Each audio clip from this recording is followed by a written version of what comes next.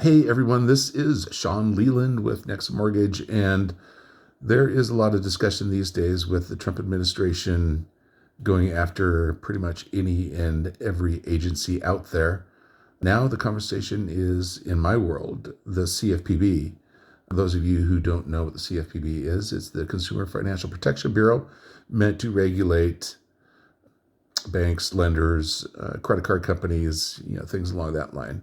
It was created after the 2008 financial crisis to basically add another level of protection for consumers so that we don't have some of the lending practices that we did prior to 2008.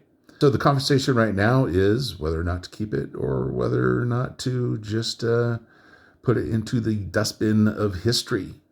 I understand, pretty much both sides of the argument, and that whenever you have excessive regulation, you have excessive costs. And of course, costs are always passed down to the consumer.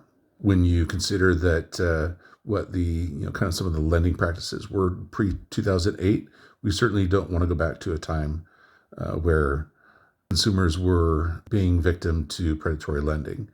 And, one of the things that resulted from the CFPB was an extra level of regulation at state level. As a company, our company rarely ever deals with the CFPB. If we're dealing with any regulatory agency, it's always going to be state related. So it seems like the CFPB is just kind of an added level of security that we may or may not need. I'm all for streamlining and open to the conversation of eliminating it. But, I certainly don't want to go back to a time where consumers were falling victim to predatory lending.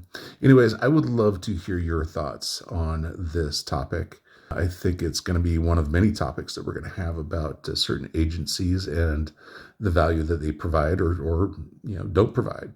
So feel free to drop me a note or comment, like, share. Anyways, I love you lots. Thanks. Take care.